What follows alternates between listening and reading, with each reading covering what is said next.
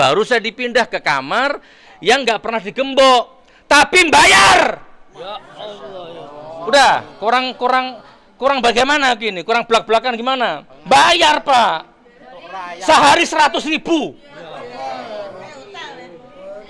Ya nggak bayar ke petugasnya, ke kepala kamarnya, tapi saya nggak tahu kemana lari uangnya itu. Bayar saya untuk supaya bisa sholat. Dolim dah.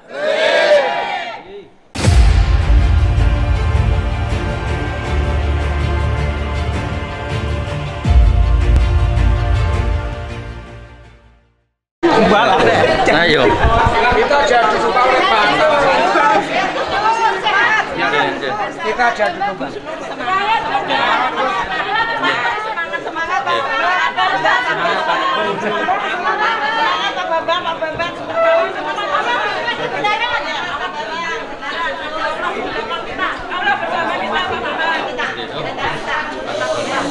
Semangat terus. Ya Allah.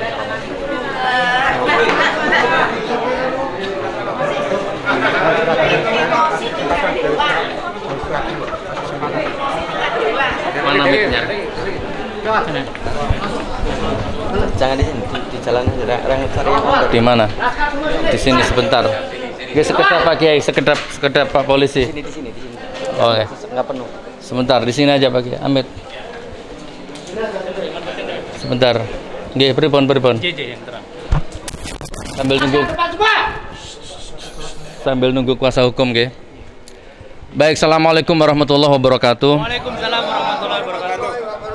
Alhamdulillah sidang hari ini lancar, insya Allah. Dan sadarlah umat Islam, sadarlah ya Pak Polisi, Pak Pengacara, umat semua, Laskar, Ormas, kita ini sedang diadu domba sebenarnya ya.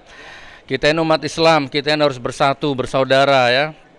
Jadi kita ini sedang diadu domba. Oke, jadi gini teman-teman, nanti biar kuasa hukum yang menjelaskan. Saya mau ngomong apa ini? G, saya mana Kiai tadi? Beliau masih di sini. Ya udah, jadi intinya gini, mana kuasa hukum? Saya mau sholat dulu. Kuasa hukum mana? Monggo Mas, antum yang konferensi pers. Tapi gini teman-teman ya. Tadi sebelum saya masuk ke sidang, tadi ada jamaah yang nanya ke saya begini. Gus Nur, di video yang lain Gus Nur bilang didolimi, dianiaya, dipenjara, nggak bisa selonjor kakinya. Apa itu katanya nggak boleh nelpon. Tapi di video yang lain Gus Nur bilang dijadi khotib, dihormati. Ini yang mana yang bener? Ini jangan-jangan Gus Nur mencela-mencel ya kan gitu ya. Jadi gini teman-teman, sebelum saya sholat, nanti biar disambung kuasa hukum, saya bukan orang yang mencela-mencel ya. Saya AA merah-merah. Saya masuk tahanan itu 14 hari pertama diisolasi. 14 hari pertama itu nggak boleh telepon anak, nggak boleh telepon istri. Nggih, di Mabes Bareskrim. Kira-kira jenengan kalau 14 hari nggak boleh telepon anak istri, kira-kira gimana? Kuat nggak? Nggak kuat, Pak. Nangis, makan nggak kolu, Pak. Makan ini nggak ketelen. Ya opo anakku, ya opo bojoku, 14 hari. Didolimin ndak itu namanya? Betul. Didolimin itu namanya. Wong belum terbukti bersalah kok. 14 hari di Bareskrim. Kan nggak mungkin saya ngomong ini bohong. Bareskrim nonton, penyidik nonton. Nah setelah 14 hari baru saya dikeluarkan, dipindah kamar. Baru saya boleh sholat di masjid. Maka saya didaulat jadi khotib. Setelah saya jadi khotib pertama, khotib yang lain mundur. Udah Gus Nur aja sekarang jadi khotib. Yang lain nggak mau jadi khotib. Ini saya cerita apa adanya, bukan mencela-mencele. Nonton ini, karutanya nonton. Gus Nur setelah khotib ke ruangan saya, makan sama karutanya. Terus saya dipindah ke Polda Semarang, Polda Jateng ya. Lebih didolimi lagi. 12 hari saya diisolasi, 2 lapis pintu.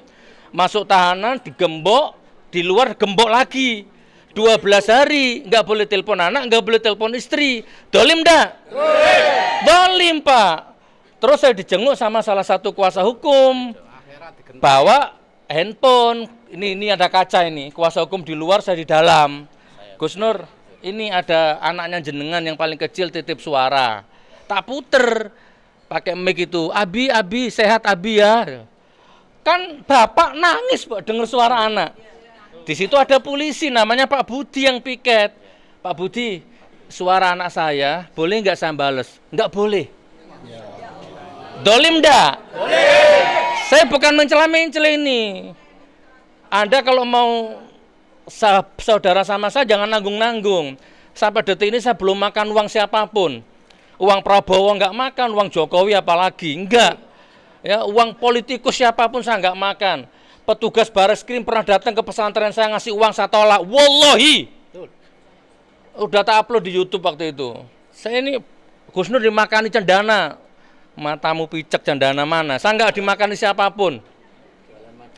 Nah, saya ditahan di Polda Jateng Semarang 14 hari nggak boleh ketemu anak istri. Dolim bagi saya.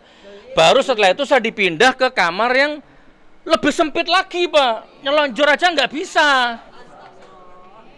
Nggak bisa, Pak. 9 orang, ke ruangan sempit 9 orang narkoba semua. Nggak ngerti bab wudu, nggak ngerti bab toharo. Kamar mandinya pesing. Dolim ndak?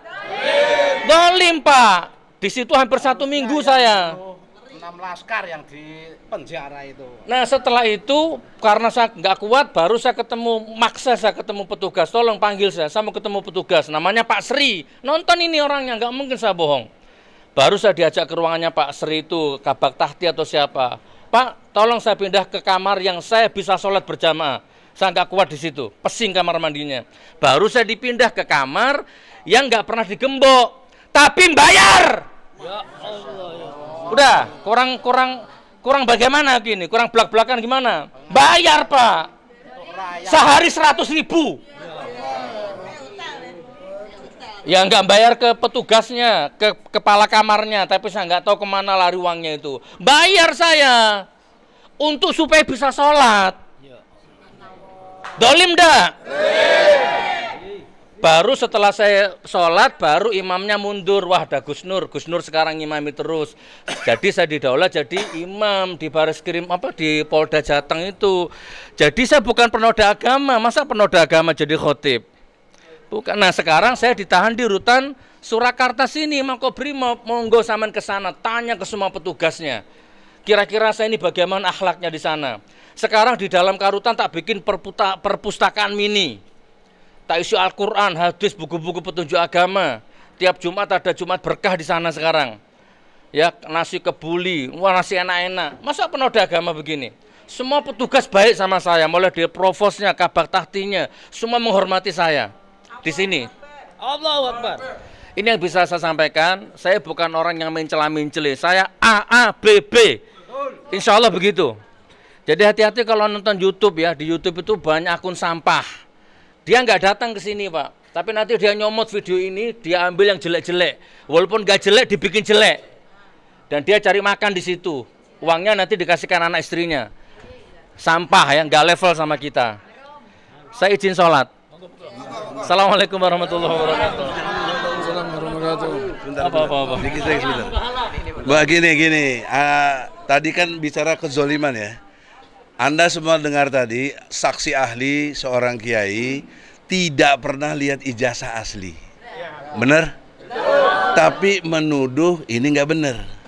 Itu zolim nggak? Walaupun ahli itu. Yang kedua, kita berharap hakim nanti jujur, benar, dan adil. Benar. Maka kalau nanti hakim mutusin ini bersalah, hakim itu zolim nggak? Nah, mesti dilawan nggak? Udah sekarang gini aja, ayo mubalah gitu loh, selesai saya. Tuh di masjid saya tunggu. Sebentar. Saya hanya mau menyampaikan statement yang selama ini saya nggak ngerti, nggak pernah nonton YouTube malah ya. Ternyata di YouTube itu sudah ada yang ya seperti yang disampaikan tadi, mencomot, bahkan sudah ditayang 1 juta lebih. Dan komentarnya sudah 5.000-an. Yang notabene semua itu menghujat, ya tidak keseluruhan ya, maaf, itu yang mungkin dari seberang ya. Itu mereka tidak paham, netizen tidak paham, masyarakat tidak paham. Bahwa kita ini itu profesinya itu pengacara, pembela. Okay?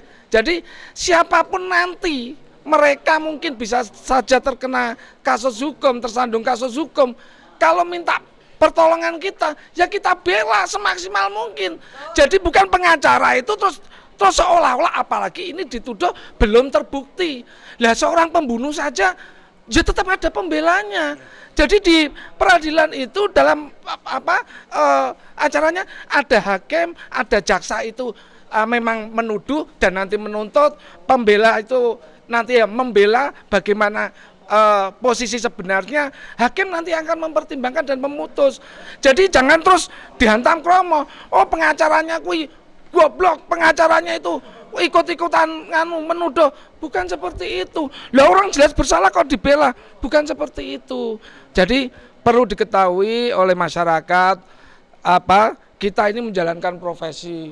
Dan kebetulan kita memang membela ulama yang mungkin notabene ada bisa dikatakan oposan. Jadi banyak cebi-cebi ataupun itu yang pada komentar tidak baik. Tapi itu tidak apa-apa, itu sudah risiko. Ini hanya masyarakat biar tahu bahwa seorang pembela, misalkan pembunuh bukan berarti dia pembunuh. Seorang pembela koruptor bukan berarti dia koruptor. Jadi bukan begitu, nggih? Bisa dipahami, mohon masyarakat bisa mengerti profesi dari kita. Dari saya, wabillahi taufiq wal hidayah. Wassalamualaikum warahmatullahi wabarakatuh.